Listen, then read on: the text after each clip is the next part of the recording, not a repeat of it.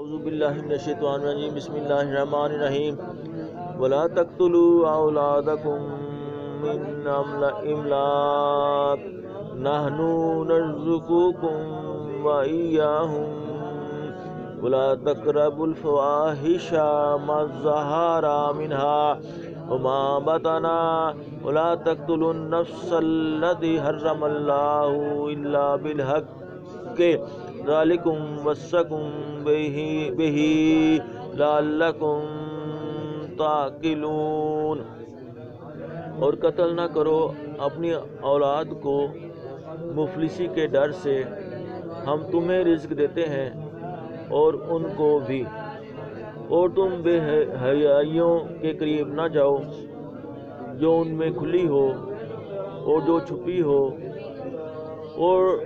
اور جس جان کو اللہ نے حرمت دی ہے اسے قتل نہ کرو مگر حق پر۔